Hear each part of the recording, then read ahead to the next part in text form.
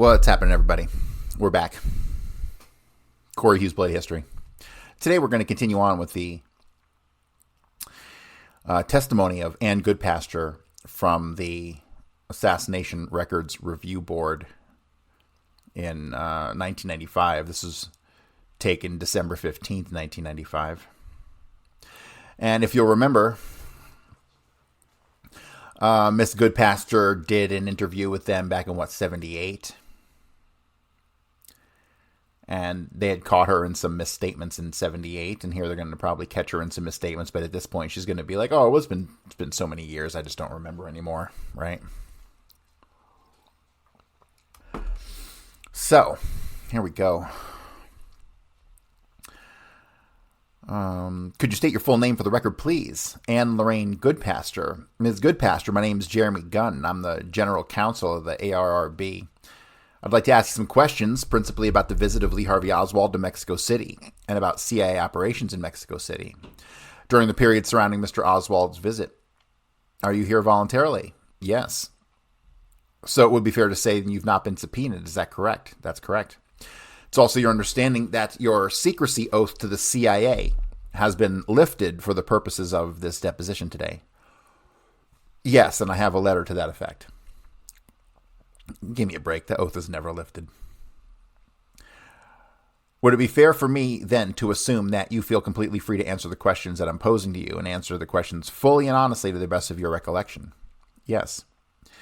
This deposition will be classified for the present time as secret. Deposition will be reviewed by the CIA and the ARRB for possible release at some future date. But for the purpose of the deposition until declassification, it'll be considered secret. So let me just refresh your memory. Ann Goodpasture was the right-hand man, so to speak, of Win Scott. And so it was Ann Goodpasture who sent the photograph of the unidentified white male to Washington, right? The one who I've identified as Saul Sage, which is just a code name. But the fucked up thing about Mexico City was that they don't have any pictures of Oswald at any of the embassies, and he allegedly went 5 times. And they wanted you to believe that they stopped recording the embassy at like 5 p.m. sharp, and they didn't record it on weekends, and like all this nonsense, right?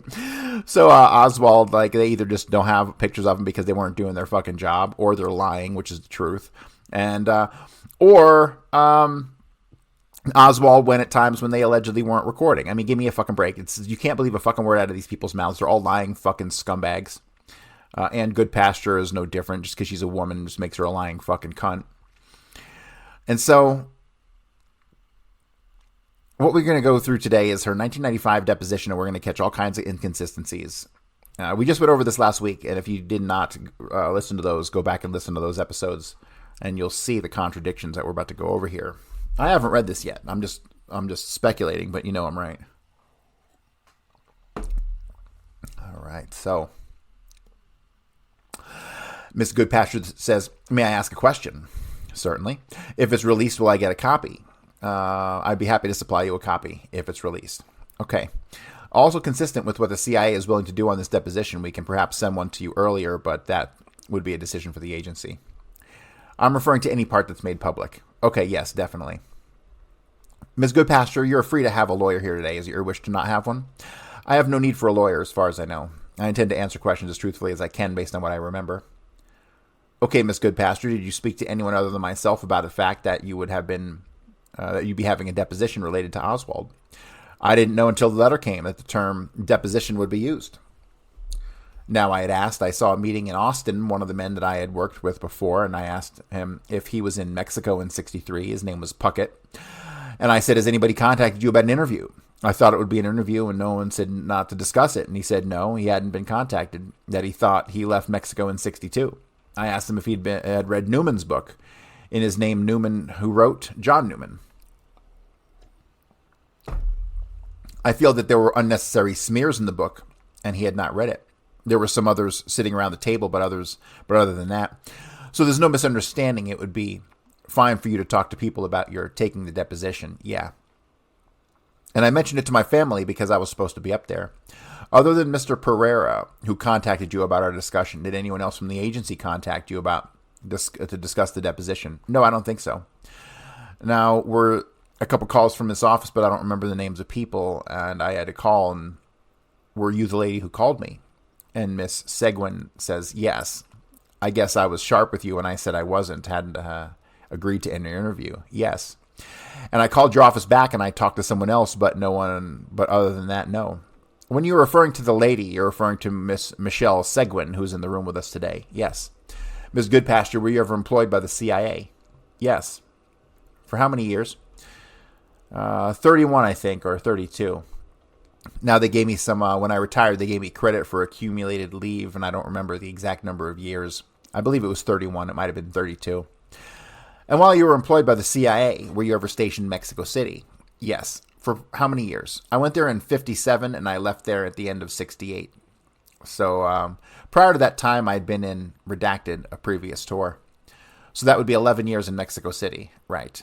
During the calendar year in 63, were you in Mexico City? Yes. During calendar year 63, who was chief of station in 63? Win Scott. How long had you known Mr. Scott? I didn't know Mr. Scott until I got to Mexico, and I only knew him the length of time that I was stationed there. Prior to your being stationed in Mexico City, did you ever work directly or indirectly in counterintelligence or counterespionage? Yes. What kind of training did you receive?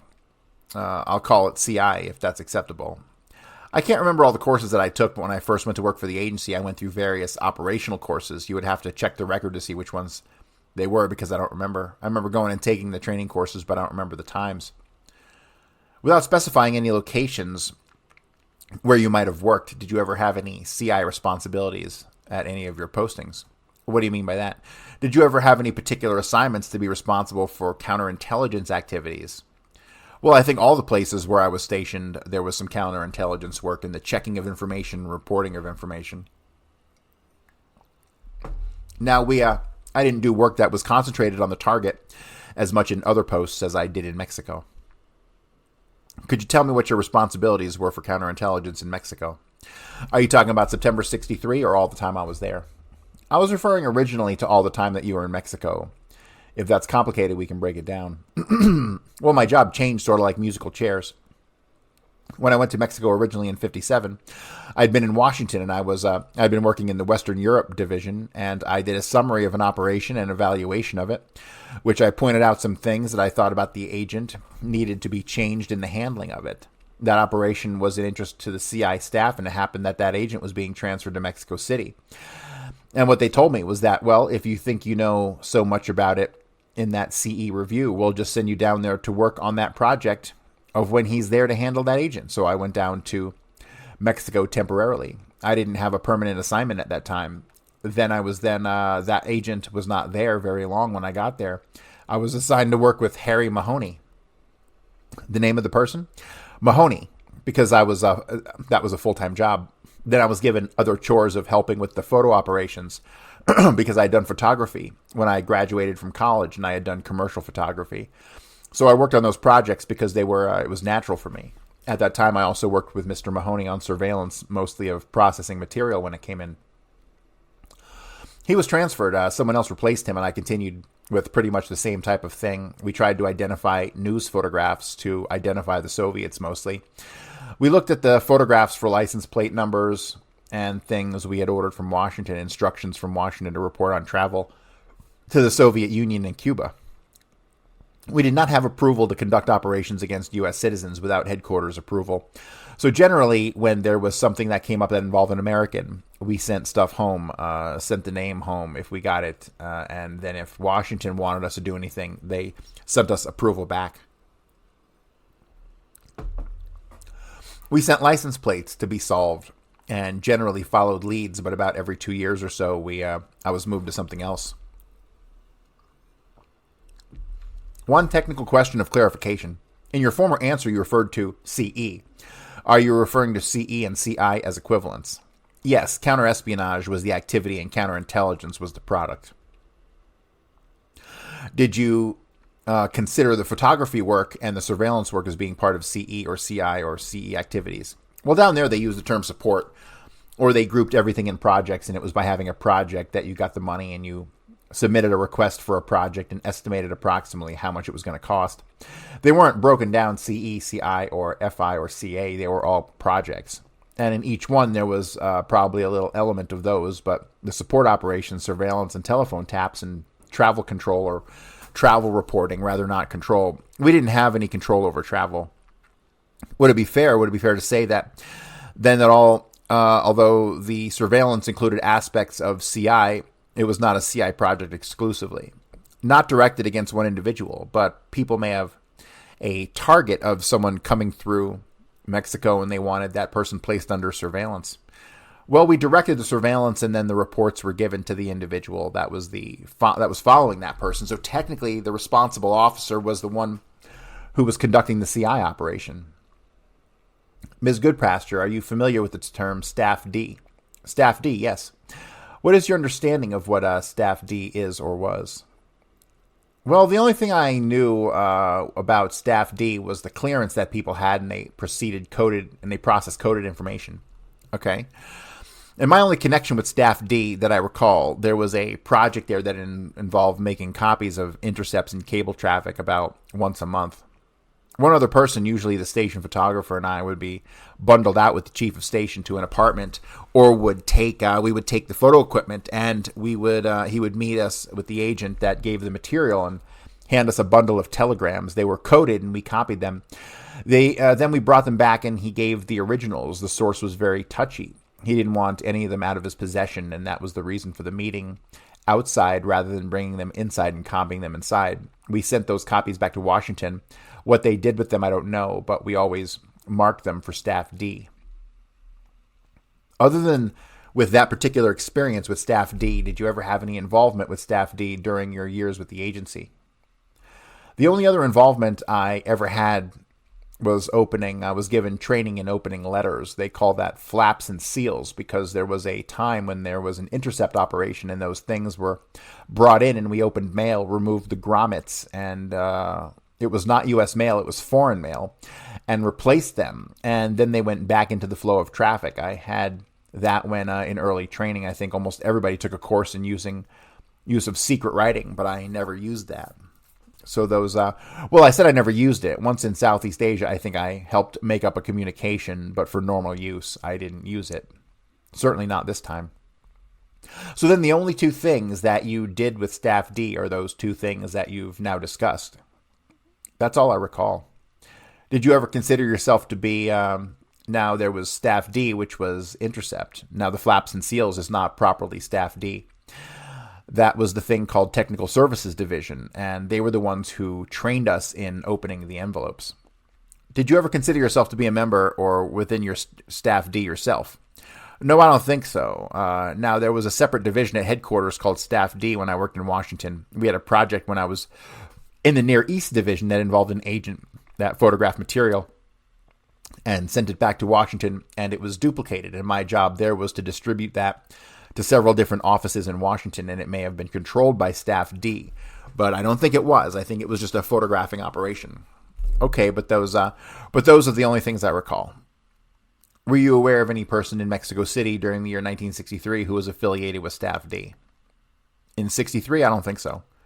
I don't recall any, and Winston Scott, I'm sure, had the same clearance that I did, but I don't remember any operation like that. Did you need to have a special clearance to do the tasks that you performed for Staff D? I think everybody had to have a special clearance to handle certain material, to open it, and like the cable decoded traffic. During the time that you were in Mexico City, were you aware of any Staff D operations, and by operations I mean projects, that involved activities beyond simple gathering information? I don't recall any.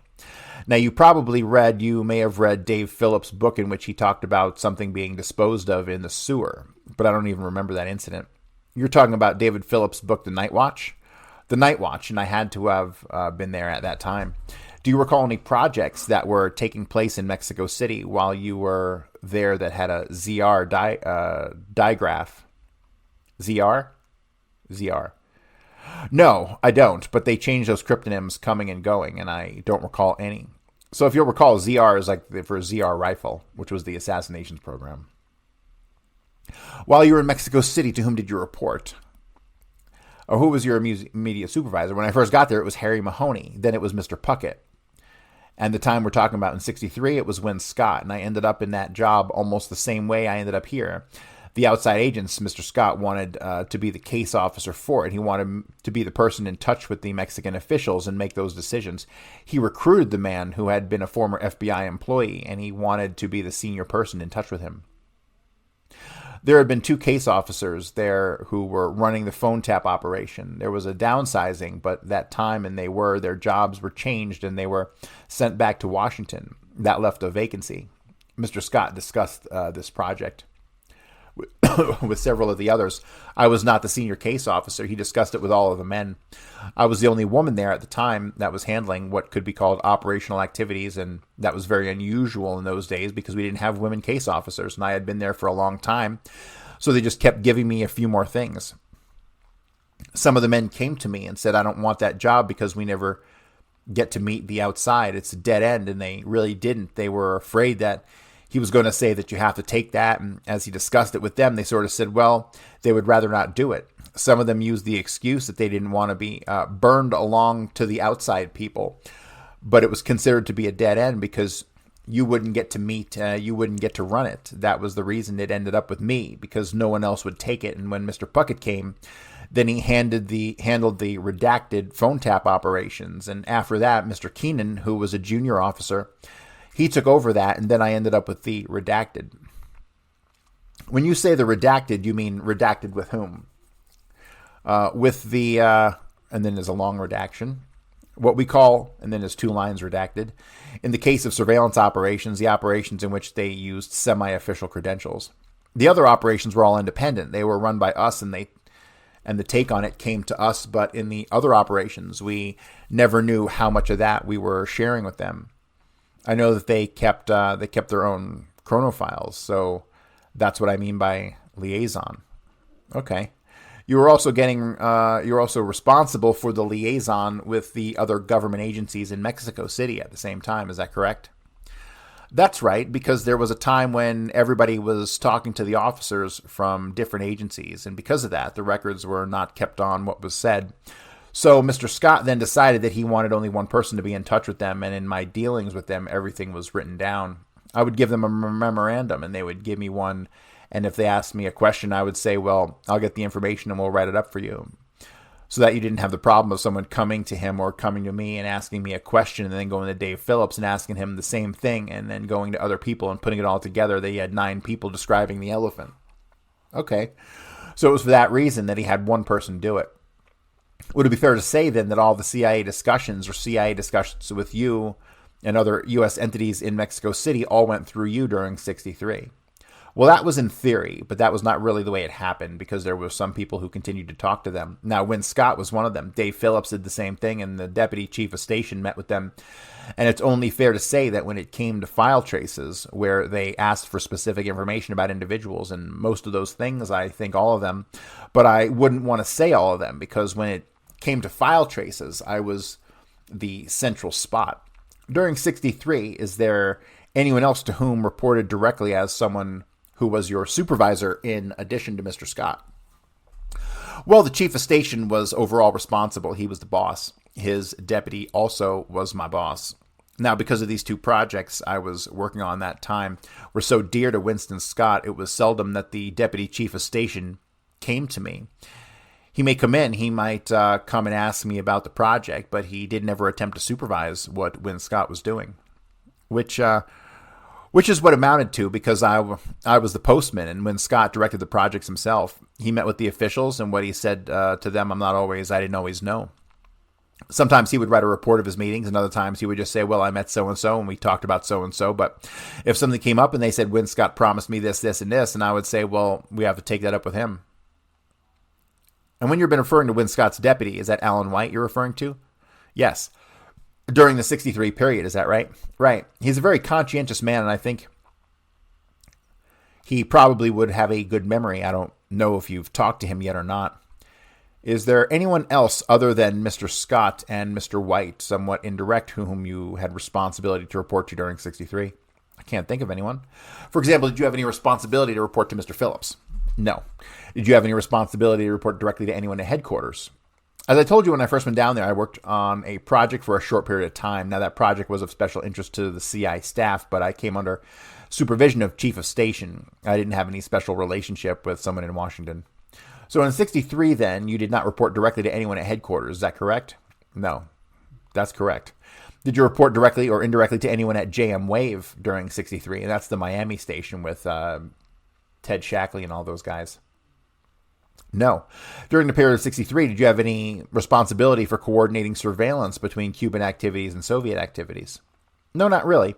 If it might have been there might have been times when someone came through and they wanted placed under surveillance by someone with official credentials, and that person could have gone to both the Cuban embassy and the Soviet embassy and other places. But from the standpoint of coordinating activities between the two places, I don't recall ever doing that.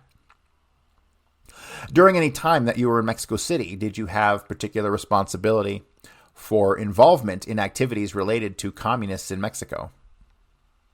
Well, before 63, there were the redacted taps on communist activities, and those taps, I believe, were translated by the FBI, and they processed the leads from those taps, and we filed them and indexed them and things like that. But other than that, the other communist activities, there were cases when the Communist Party officer asked for our surveillance of people. And in one incident, I asked him if he had anyone else surveilling, if they were under any other surveillance, and he said no. I don't remember the details, but my guys picked up this as what amounted to, because he had another surveillance. He had the group watching a person of interest to him, and when he gave it to me, he said he wanted them covered, and the redacted then went out. And they saw these other people there, and they picked them up and took them off to jail, and we had to get them out, and that was an operation that involved the Communist Party.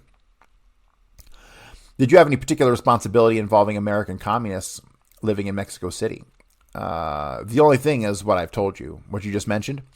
Just filing of transcripts. I didn't have any contact with any of them. Now, there was when I first went to Mexico, there was a case of I accidentally saw on the street a person that I had been a teacher in college. And I came back in and I just saw a man out on the street that was a French teacher of mine. And Winston Scott said, "Oh my God, come here." And when I went, he took me to his office and he said that was a very delicate operation. And what had happened was that I had sort of stumbled into somebody else's operation at the FBI and the station were conducting of people that dated back to the McCarthy period. And I believe they were connected to, it was part of the Abel case. And the man's name was Halpern. And they later had been under surveillance, and that was a highly classified. He was an American citizen. It was a highly classified operation. The Halpern, who you're referring to, is the one who was your French teacher. Is that correct? Right, in a group. Did you ever have any role in terms of surveillance of the Fair Play for Cuba Committee in Mexico City? I don't think so. I don't recall it. Do you recall anyone engaged in any operations related to the Fair Play for Cuba Committee while you were in Mexico? Fair Play for Cuba? I don't recall any specifics, and it could have been that the surveillance team may have been under surveillance of some of those targets, but I don't remember what they were. In 1963, if there had been surveillance of the Fair Play for Cuba Committee activities in Mexico City, who in the station most likely would have had responsibility for that surveillance? Well, my guess is that it would have been someone in the Cuban branch who would have been in charge of the operation, and they would have had given leads to either to me, or they would have had said, "We want your people to check out this address or investigate the activities of this person." And then those reports came in. We would have given them to and reported on it, or they may have used the redacted team or the redacted team. When you're referring to you and your people and your team, what do you mean by doing the surveillance of Soviet activities? No, what I'm talking about is the project that we had called LI Tempo. It's LITEMPO. They used official credentials. They had a surveillance team, and they had access to other government facilities. The other project was TYPIC operation, and when I refer to my people as far as surveillance is concerned, I'm referring to that group that used official credentials. We'll come back later to the time of Oswald's visit in Mexico City, but after the Oswald visit, did you yourself have any responsibility while you were in Mexico City to conduct any investigations related to Oswald or the Kennedy assassination? I don't recall any. Now, the only thing which I might have done, which would have been if when Scott said, would you get me information and so and write this thing up for Washington, I probably would have gone to the records and gotten it and prepared whatever it was he wanted, but I don't remember any investigations. Now, the Warren Commission people were there, but he dealt with them. He being Mr. Scott. Right.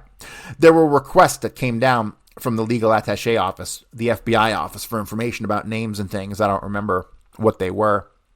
But they were just like individual memoranda, and they were working on it. But I never talked to those people who came down, and unknowingly I may have prepared. What I mean by that is I may have prepared correspondence without knowing that it was really for somebody as part of investigation, but I wasn't responsible for any investigation that I recall. Do you remember anyone at the station besides Mr. Scott who had responsibility for investigation related to the assassination?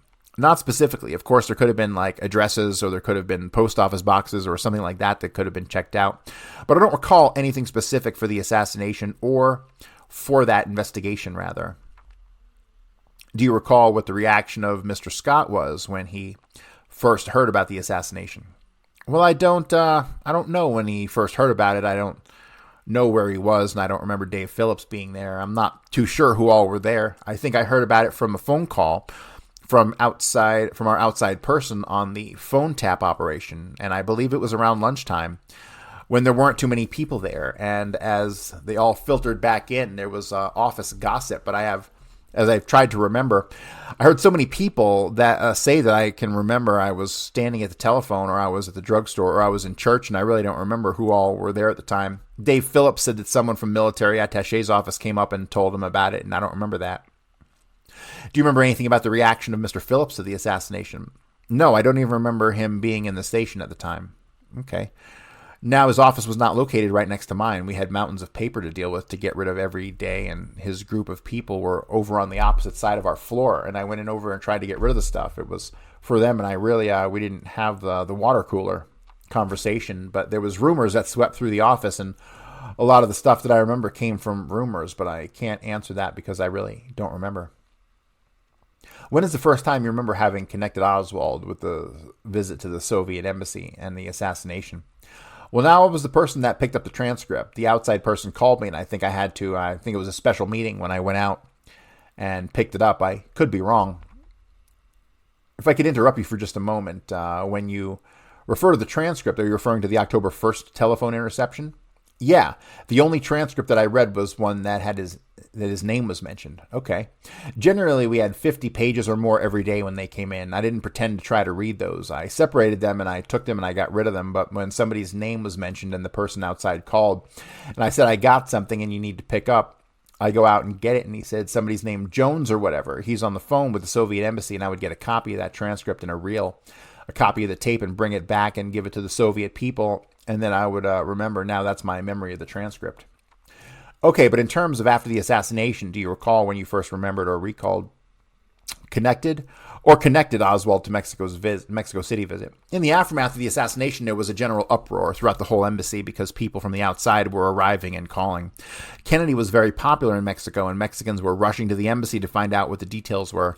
It came over the radio, not in the station again. I think someone called, and my first reaction was somebody by that guy by that name went to the Soviet embassy, and we checked the cards. I don't remember whether I checked the cards or whether Redacted checked them, but I think I was talking to Redacted, and there may have been a group of us standing around, but when we heard the first thing that happened was we ran and checked the cards, and someone told Win Scott, and he fired off a cable to Washington.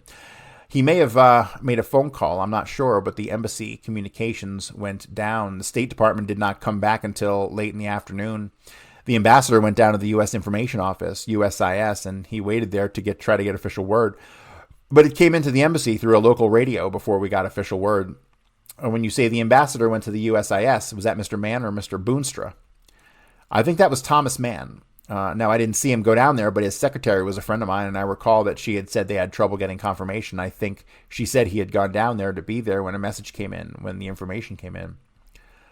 There was some question, at least in my mind, whether Mr. Thomas Mann, who was the ambassador at the time, was in Mexico City on the day of the assassination, or whether Clarence Boonstra was acting that day. I thought Thomas Mann was there, but I could be wrong. But he would not know. He would know when you interview him. You mentioned a few minutes ago that you were aware when staff members from the Warren Commission came down, so I'm just certain about this. Did you speak to any of the staff members at any point down there? I don't think I ever saw them. Mr. Gunn, go off the record for a minute, and then they go off the record. Could you tell me whether you played any role in providing information to the CIA subsequent to the time you left Mexico City? So, for example, did you prepare any documentation about Oswald's visit to Mexico City in relationship to history of the Mexico City station or in terms of the House Select Committee? The history of Mexico outline that was to be a history of all the operations there. The Oswald visit was not, certainly to my knowledge, ever an operation, so that it was just a flash in the pan, a product of something that happened. But the purpose of the history was to compile a summary of the various operations for young officers going out and put it all in one place, I suppose. I don't recall writing anything about Oswald or even being asked, except to when I was called back with the IG staff that I told you about earlier. When you say the IG staff, you mean the Inspector General at CIA, right? Right. And that was during the 70s, is that correct? That was in 77. I would like to change the direction of the questions for a few minutes and talk about some things related to the CIA organization generally. So this now would be outside of simply the Mexico City context. First, you're aware that an entity within CIA that is known as the abbreviation SIG. No. Does it help you if I say Special Investigations Group within Counterintelligence? Now, when I went back to Washington after I left Mexico, I was assigned to CI staff after I wrote the history of Mexico. I went to work in CI operations for the Far East area, but I don't think I was there ever any SIG there. So prior to today, you don't recall having heard of SIG previously. I may have seen the initials, but I didn't know what they meant. At least I don't remember if I ever did. Are you acquainted with the name Ray Rocca? Yes, he was deputy director for James Angleton. Are you aware of the name Birch O'Neill? Birch O'Neill was in Redacted. When I was there, he was in Redacted, just before I went down there. Redacted took over, I believe, as chief of station when I went down there, and I think Birch O'Neill came home. I knew him, but I don't recall ever working with him. Do you know the name John Horton? Yes. Yes, John Horton he was in Far East Division. He was also in Mexico. He was in the White House Division, and then he was a chief of station in Mexico. Do you know of his having ever been involved in counterintelligence? John Horton? Oh, I don't know. I just know that he was one of the senior officers of the WH Division. When I came back from Mexico, I believe that Bill Breaux, Breaux, was the chief of the division at the time, and then he went to Mexico, not as chief of station right after Win Scott, but he replaced a man named Redacted. I believe he was there for a tour. In fact, I think John Horton was in Mexico when Win Scott died. I wasn't there at the time. I think Horton was chief of station there. Other than Horton, do you remember Mr. O'Neill and Mr. Rocca as having been in Mexico City while you were there? No. Do you remember James Angleton ever having been in Mexico City while you were there? He may have been down there, but I don't recall meeting him. I think he and Win Scott were friends maybe from World War II days, and he could have been there, but I don't recall it. Would you have known Mr. Angleton by sight in 1963? 63? I should have, yes. I think in before I went to Mexico in 57, well, it's simple. I worked in CE Division. I can't remember the exact years now, and there was a project there that I worked on that was of special interest to Jim Angleton, and we took the material down there to his office. The man that I worked with in CE Division later became a deputy, an executive officer working for Jim Angleton, and he talked about him a lot. I never knew him socially, but I knew a lot about him because this friend of mine had talked about him a lot, and I'm sure that I had seen him, but he was an elusive individual, and a lot of people didn't recognize him. You mentioned earlier David Phillips' book, The Night Watch. Do you recall what he said about the first time he met Angleton? No, I don't. The first time Phillips met Angleton? No. In his book, he refers to the fact that he had thought for several years that another person at the agency was Mr. Angleton, and that he was confused about that when he finally met Angleton, and he was surprised to learn who he was, and he presents that as part of the elusiveness of Mr. Angleton.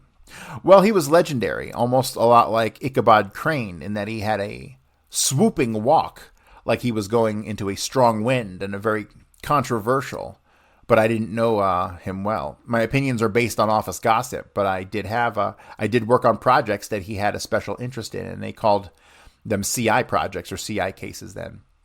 Did you work on any of those cases during the year 63? During 63, I don't think so. I think I worked on any of those cases. I don't think I worked on those cases. There was an anti-Soviet operation in the late 50s, checking out leads. I believe that was the Abel case, and I think it was run by someone on Mr. Angleton's staff, and we handled that. We did the investigations in Mexico and sent them in with a special crypto, and they went with someone in his shop. Were you aware of any projects that Mr. Scott did in conjunction with Mr. Angleton during the years around 1963? I don't recall any. I would have to look at the files. There's nothing that rings a bell. I can't think of anything. Perhaps one way of putting this would be that in the ordinary course, as I would understand it, Mr. Scott would report directly to Western Hemisphere Division for his work.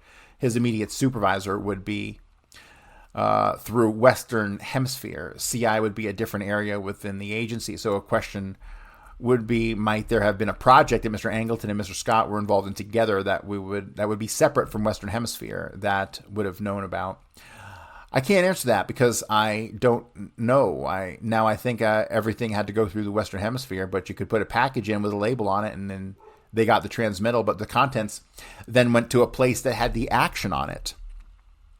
But I believe that there was someone in the Western Hemisphere Division that was cleared to receive information copies about it. Do you, I don't think that he could bypass completely the division, but I don't know. I don't remember.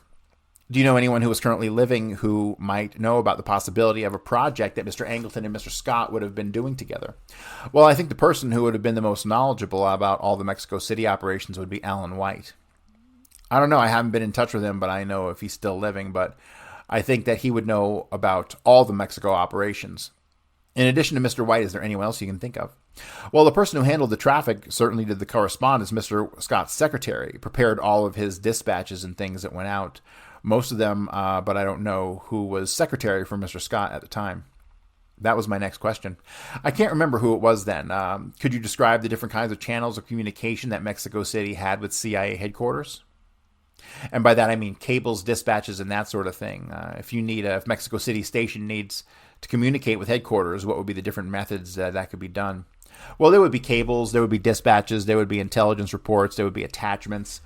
I can't think of anything else. For cable communications, was there more than one channel of cables used by CIA to go to headquarters?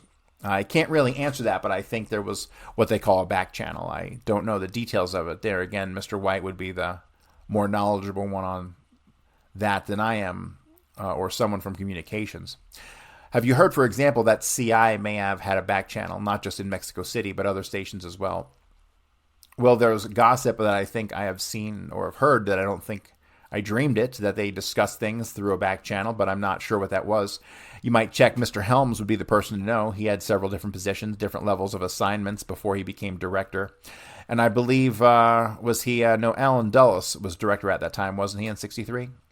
John McCone was director then. Helms was the DDP.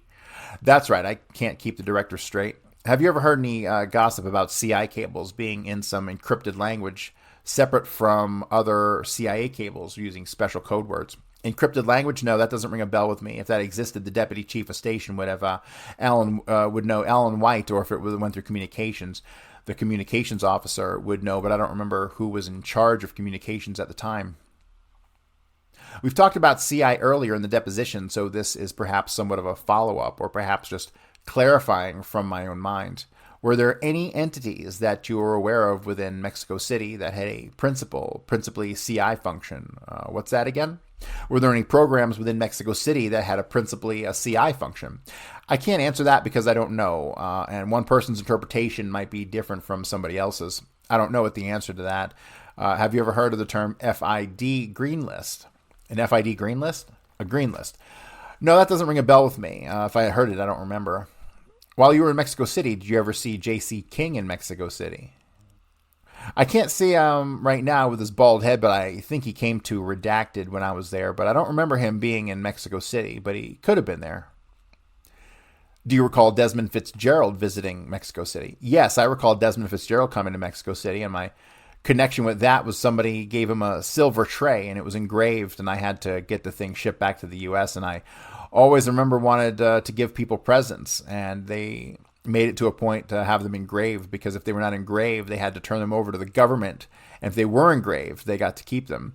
So you don't need to put that in the record, but he came down here, and I think there was a little pep talk about the operation of the station, but don't remember any specific operations that he was engaged in or that he came to discuss. Now, I don't remember if he came when he was a high-ranking officer in the division or if he came when he was working strictly on the Cuban target. Is it your understanding that as of 1963, he was the head of Special Affairs Staff, which was responsible for Cuba? I don't know at the time he went to that staff, but I believe he went to in the WH division and then formed that task force. But I didn't work as part of that group. Do you recall E. Howard Hunt in Mexico? He was there when I was in Redacted, or before I was Redacted, I believe, approximately. Back before 1950, I think. He was also on the Guatemalan operation, but I didn't work with him on the Guatemalan operation. Did you ever see him in Mexico anytime after the 1950s? I don't think I did. Do you recall the name Maurice Bishop? That name sounds familiar, but I don't know what it's hooked up to. Was that a true name or a pseudo? It has been alleged that it was a pseudo for David Atlee Phillips. I don't know the circumstances that was used. Do you recall having been a name that was used in the 60s? His pseudo? In the 60s, I can't remember. Do you mean the name Michael Choden? Michael Choden, that was his pseudo, I believe. Whose? Phillips. Do you recall any other pseudo having been used for David Phillips in addition to Michael Choden? No. Do you ever recall having heard any discussion about whether Mr. Phillips used any pseudos in addition to Michael Choden? I don't recall any specific instances, but we did have occasions where people went out and used temporarily other names. But to answer your question, I don't remember it. Do you know if any person connected with the Office of Security who was in Mexico City in 63? The Office of Security? I can't think of anyone, but we had people who came through there every time there was bad weather in Washington. There was a constant stream of visitors, and I may have seen them, but I don't remember it. When you refer to bad weather, I'm assuming you mean literally. Snowstorm or ice storm. There was an incident in which somebody lost a briefcase, and security officer may have come down for that, but all I remember was that it wasn't for me. It was someone else, but I wasn't a part of it. Do you recall any Office of Security investigations in Mexico City in 63? No, I can't. During the time period that you were in Mexico City, did you ever hear about any operations or plans involving the attempted assassination of Castro? I don't recall any. I wasn't part of any discussions on that, and I don't remember anything about that. Do you recall ever having heard of any discussions related to Mr. Scott or Mr. Phillips being involved in any plots to assassinate Castro? No. Was there anyone from Technical Services Division who was permanently stationed in Mexico City around the 63 period? We had someone there from Technical Services Division almost all the time I arrived, but they had a permanent slot there, and so I don't remember who was there in 63. It may have been someone named Joe who had cancer. I'm not sure if he finished a tour or not. I can't remember the name of the young man who replaced him, but they had a permanent slot there. In addition to the technical work of installing microphones and repairing electronic equipment, they did the photographic work. When they were overburdened with technical work and so forth, I was frequently asked to go and to make reproduce photographs of something, but I'm not involved in their other type of work. And we had a person in our TAP center that did our repair work, so we had no reason to use them for the projects that I was working on. But I think the Cuban section used them a lot because they were going out, and I believe one of them picked up the Cuban photographs and maybe installed the camera. I'm not too sure about that. Have you ever heard the term unaccountable pouch? A what? An unaccountable pouch? An unaccountable pouch would be sent to someone without a manifest. I think like if you were sending a stack of airline manifests and you were sending newspapers, but I don't know. You have to talk to the person that was in charge of the mailroom because they would know those terms. I'm just guessing here. All right, we're on page 49 of 157, so we'll probably knock this out in the next 2 days. But we're going to wrap it up here today. And so that's going to do it for me. Guys, if you haven't bought the book, I need you to buy a book. I'm having a really shitty month, so please go out and pick up a book. You can get it on Amazon, the ebook for just $10. You can pick up a softcover copy for $25, and you can get signed copies from me directly. So that's going to do it, guys. I will be back tomorrow. Thank you.